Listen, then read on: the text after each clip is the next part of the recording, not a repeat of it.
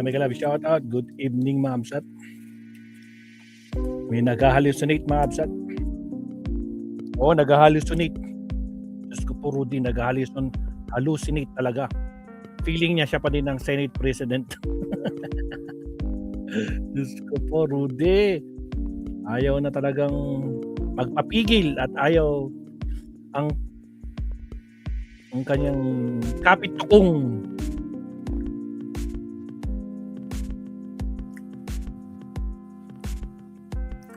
Sana yung mga kapit-tuko? Ito. Oh, ayan. Titulo niya sa website ng Senado na wala. Anyari? Nakita niyo ba ito, Mapsat? Official website na yan ng Senado. Kaya si Alan Peter nag-hallucinate na lang. Feeling niya siya pa din ang Senate President. Hanggang ngayon, hindi siya makamove on.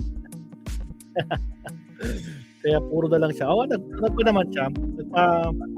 Nag-press con naman siya. Hindi siya live stream. Yun ang pakinggan natin. Tingnan niyo yung mga pinagsasabi niya.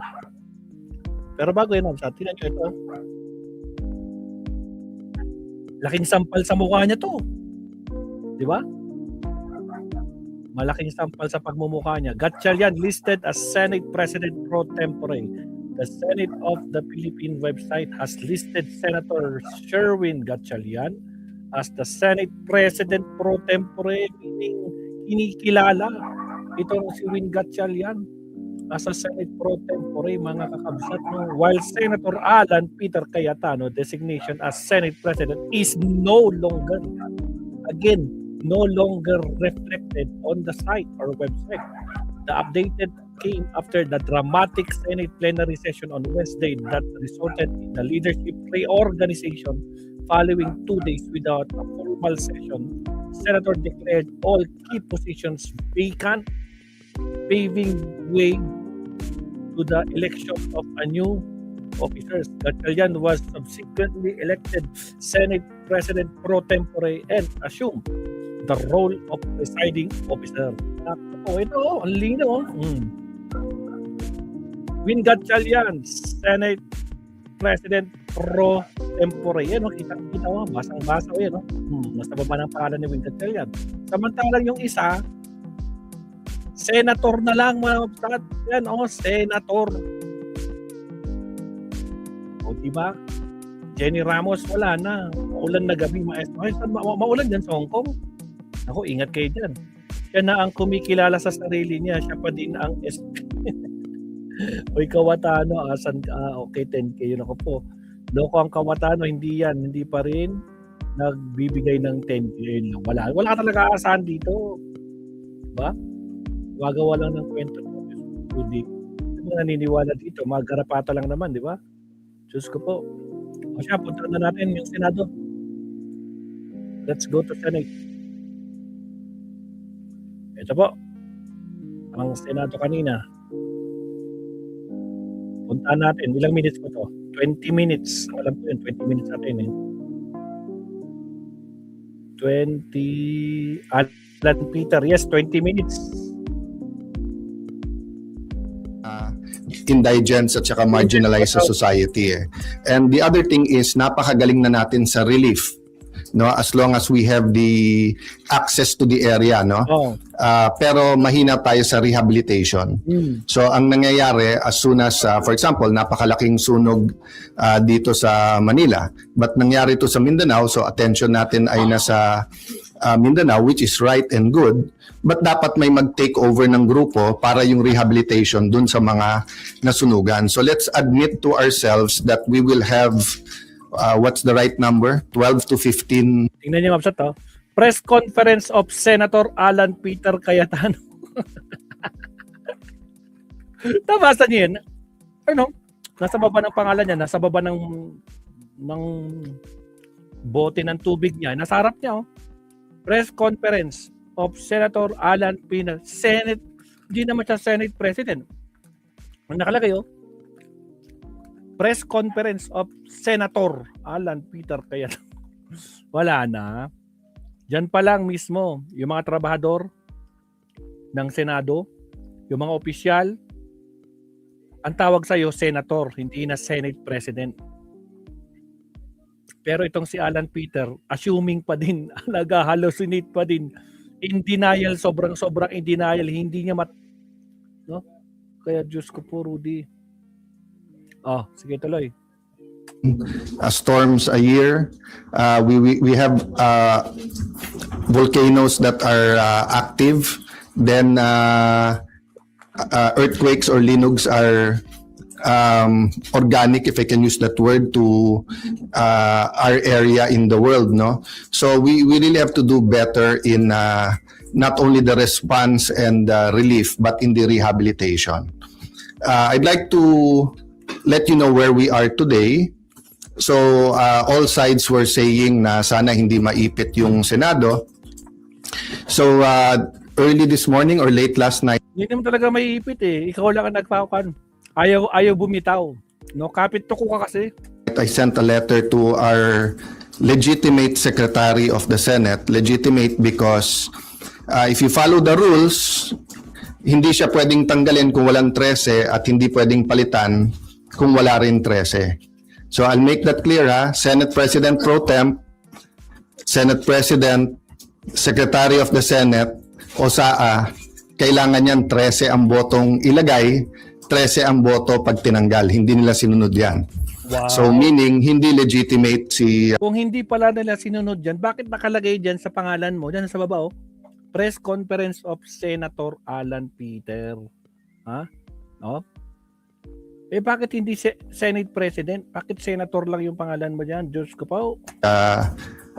Attorney Bantug, no? So having said that, ayaw namin maipit yung mga empleyado.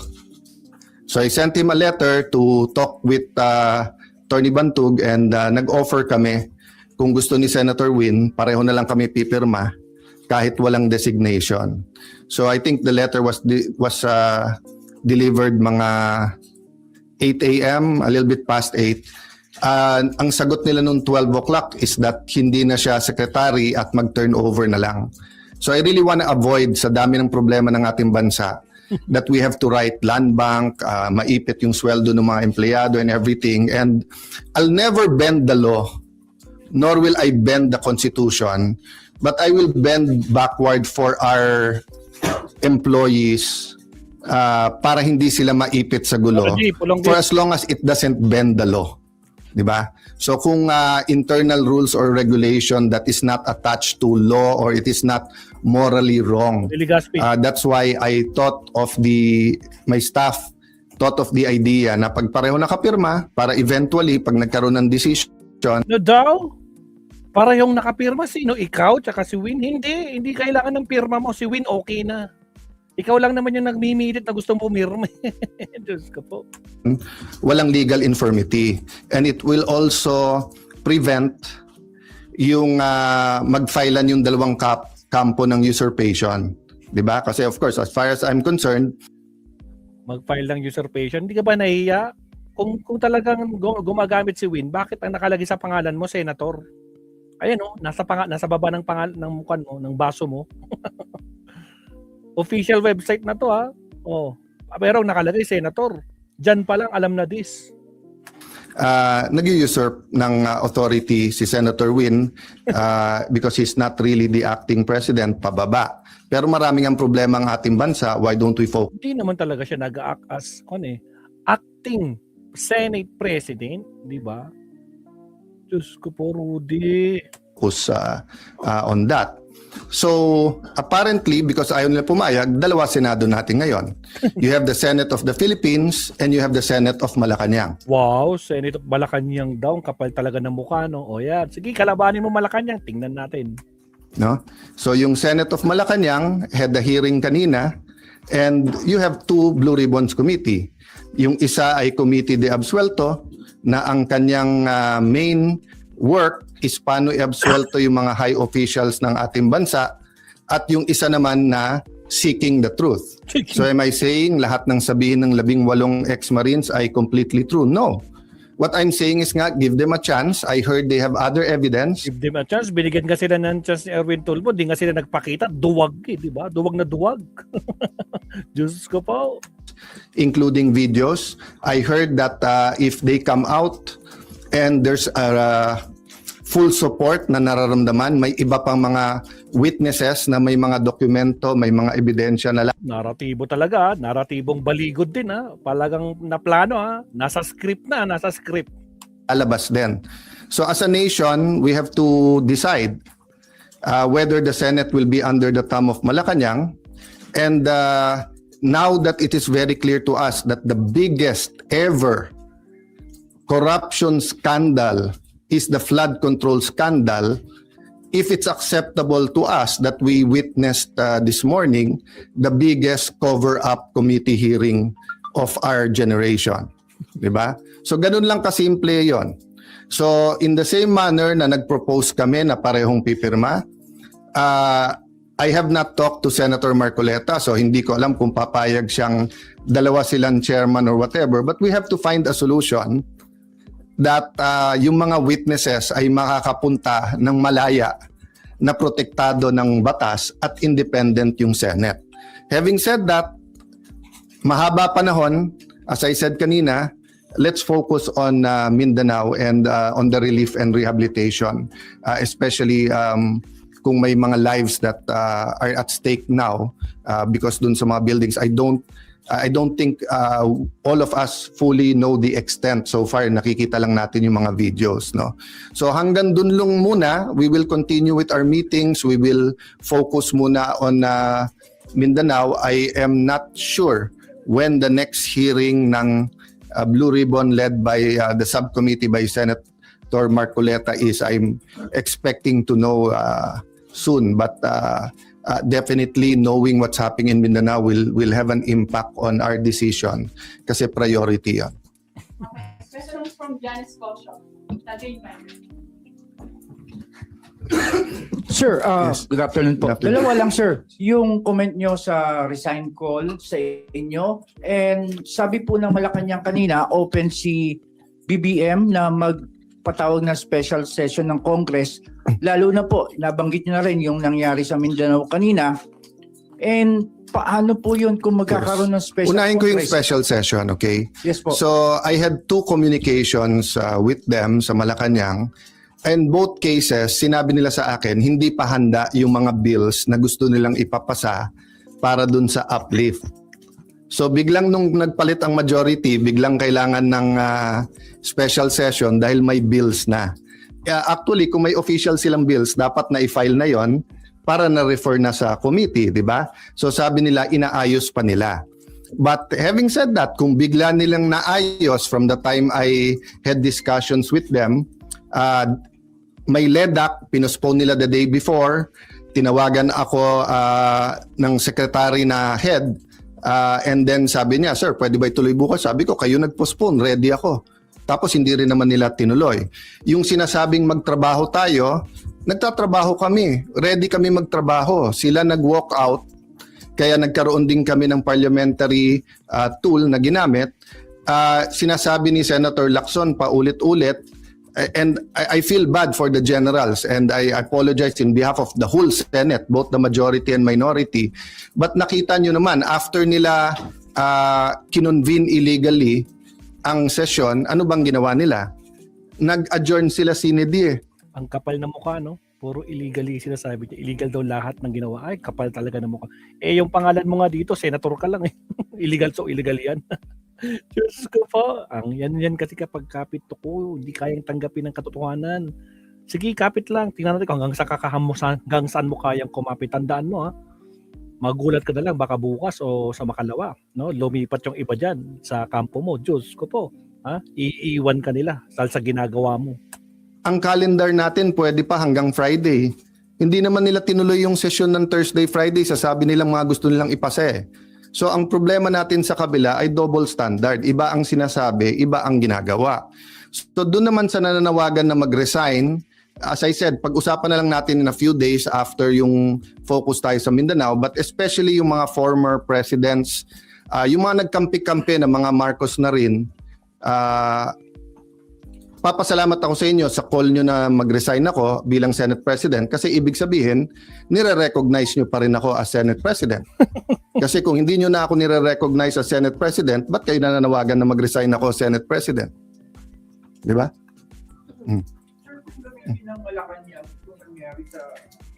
No, any special session that will redound to the good of the Filipino people is welcome. The special session is in the Constitution. Yung ginawa namin nung bago matapos yung bago mag-sinedie is precisely because aagawin nila yung committees at kailangan matuloy yung hearing tungkol sa Blue Ribbon. Having said that, Mindanao is now. Diba? They need the attention now. So if there's needed legislation, good. We will meet right away. If not, then tulong-tulong tayo. But aside from that, let's remember that the committees can continue to work. Nung pinauwi ni Senator Win, nung Thursday, yung mga empleyado, may Senate hearing pa si Senator Pia. So hindi totoo na hindi nagtatrabaho. Wala tayong dapat conflict kung may kailangan yung ating bansa.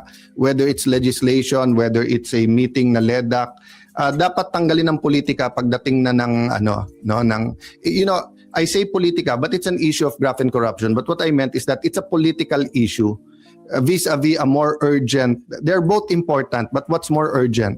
You can postpone a hearing. You cannot postpone a rescue mission. You cannot postpone yung paghatid ng mga relief, di ba? And then, yun nga, hindi natin nararamdaman pa ng husto, pero the economic crisis is here. And every month until the end of the year, it'll get much worse before it gets better. Because nga, tuloy-tuloy ang problema sa Middle East, di ba? So maraming tinatamaan dyan. Supply chain, presyo ng dollar sa peso, presyo ng diesel at ng gasolina, kakulangan ng fertilizer, taas ng presyo ng fertilizer, desisyon ng Vietnam at saka ng decision muna ng India kung bibigyan tayo ng magbebenta ng fertilizer, decision ng India at saka ng Vietnam kung magbebenta ng bigas o hindi, decision ng Indonesia whether mag-export sila ng coal o hindi. All of these are kumbaga sa relo are moving parts na walang makakahula o makakapredict. So in that sense, kailangang magtulong-tulong talaga yung ating bansa.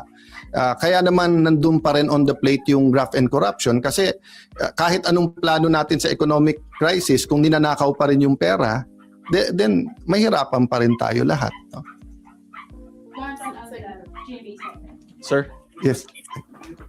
Sino po ang tatayong presiding officer sa impeachment trial? At may update po ba kayo sa... As soon as they have 13, walang problema sila na.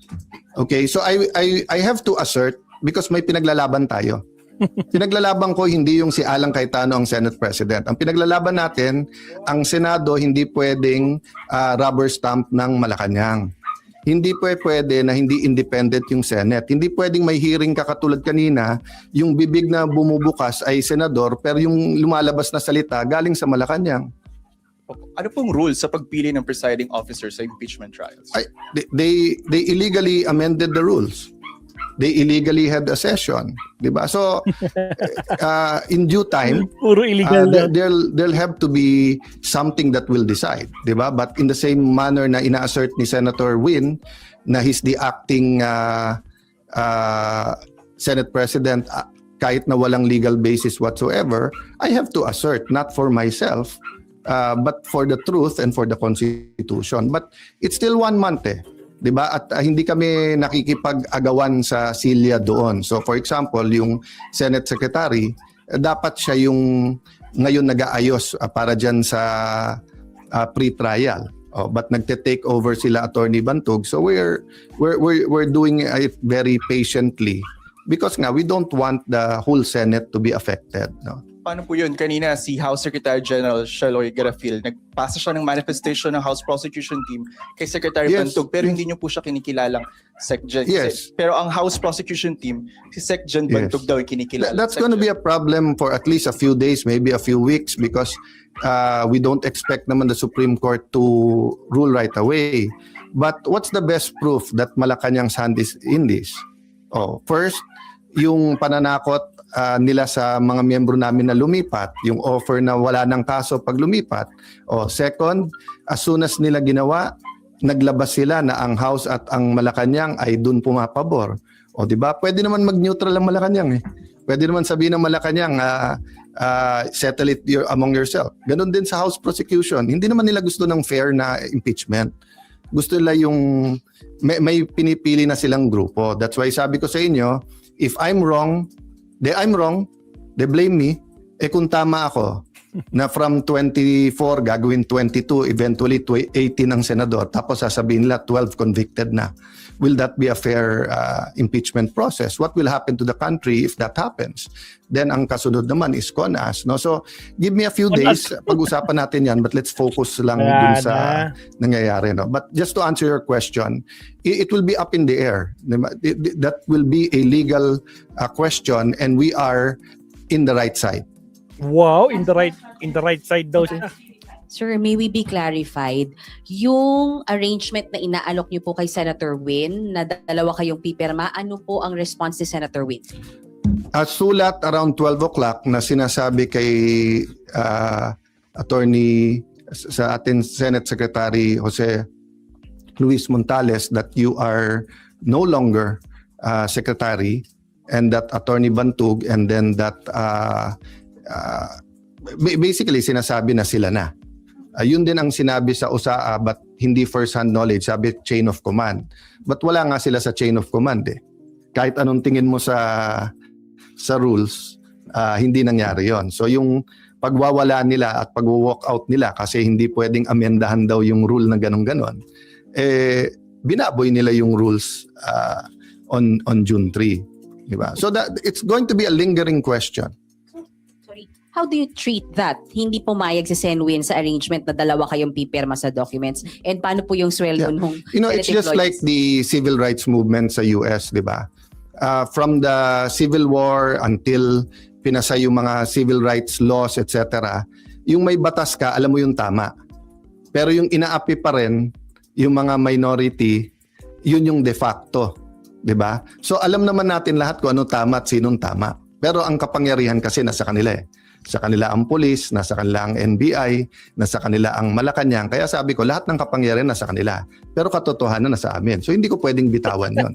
Kailangan lumaban tayo doon. Kasi kung hindi, na talaga to, my goodness. after this, all you have to do is to get one senator plus Malacanang. Hindi na 13 ang kailangan boto, 1 plus 1 lang. 1 plus Malacanang. Sir, so you will still sign? Paano yung mga... That is a practical question na hindi mangyayari because nga from the bottom paakyat dun sa office, di ba? Never naman nila sinurrender yung SP office. Hindi ko namang trinethreaten yung mga empleyado, di ba? But sila inaano nila yung mga empleyado. Yung ginawa ni Senator Erwin tapos nag-sorry. Bad cop, good cop yon. Sadya yon. I-shock mo na yung mga empleyado, nakakasuhan ka, tawagin mo kung ano-ano. Tapos si Senator Win naman yung mabait. So kahit na nag-sorry siya, natanim na yun sa puso ng mga empleyado. Diba? Kaya nga sa akin, sa mga empleyado, it's a matter of conscience. Sir, so you gave up the signing? No, I'm not giving it up. I'm just saying, malamang hindi dumating sa opisina ko yung pipirmahan. Wala siya pipirmahan. But I'm not giving it up. Diba? Kailangan ko i-assert yun. Sir, sorry, ano po ba yung extent nung arrangement na pinopropose po ninyo? Hanggang doon lang sa dalawa kayong magsasenate? No, it was a first step lang kasi sinabi nila open sila. Eh, hindi naman pala sila open. Diba? Kasi sabi nila ayaw nila ng gulo. Diba? Sabi nila eventually, kailangan magsama yung dalawang grupo, one Senate tayo. Diba? But mukhang ang utos ng Malacanang, hindi, kayo lang. Kasi nga alam nila na even if we go to the Supreme Court ASAP, it will take time. So in the meantime, they're buying time until they either get one more member or whatever. How will you assert kung hindi darating sa iyo yung pipirmahan? Basta in any way I can. And it's just like yung example na binigay ko sa'yo, whether it's apartheid, whether it's civil rights, di ba? Doon tayo sa tama. Okay, thank you guys. One last. Sandra. Dito ka talaga na mga kabsat, dito ka talaga nakakita kung gaano kakapal ng mukha niya, no, mga kabsat, no. Feeling niya siya yung tama pa din. Kasi kung ikaw ang tama, dapat ikaw na ang nilalapitan. Ikaw na yung nakalagay na senator or Senate President. Pero nakalagay, ang linaw-linaw, official to official record. Ang nakalagay, Press Conference of Senator Alan Peter Cayetano. Ang linaw, Alan Peter Cayetano. Hindi mo ba nararamdaman yung sampal? O sa bagay, manhid ka na, di ba? Nag-hallucinate ka nga, di ba? Diyos ko po. Kasi kanina yung Supreme Court. So are you referring to the one filed by the school teacher, Tayam, or meron po It's kayo always an iakyat sa option Supreme for everyone. It's an option for the other side, for us, for the employees can also file. So let's see, kasi nauna na si Senator Win, nag-meeting na yesterday ata sa mga taga-USAA and yung kanilang inappoint na secretary at USAA, bagamat illegal, di ba, umikot na in every. As I told you, no, as a practical matter, ang matagal na naging Senate President si Senator Drilon, di ba? Tapos si Senator Soto, matagal din, more than 5 years, di ba? Si Senator Coco, Senator Mig, Senator Cheese, magkakasama sila ngayon eh. Ako naman, isang empleyado, wala pa ako na-appoint eh. So as a practical matter din, sila ang mga kaklose. So syempre, sila ang napakinggan. But I have faith in the Senate staff that they should listen to all sides. But I don't want to disturb, di ba? Hindi civil war ang gusto namin. Ang gusto namin, manaig sa Senate. Sige, tama na nga ito. Basta, Diyos ko Lord. Basta nakita natin na talagang nag-hallucinate na talaga siya. Feeling niya, siya pa rin talagang Senate President. Samantalang kitang-kita na dyan. Nakikita yun, nababasa niya naman, di ba? At hindi lang yan, pati yung sa website mismo ng Senado, hindi na siya yung Senate President. Iyak mo na lang yan, Cayetano. Ramdam mo kasi, di ba? O siya, punta natin si Attorney Mabsat. Countdown muna tayo. Here we go.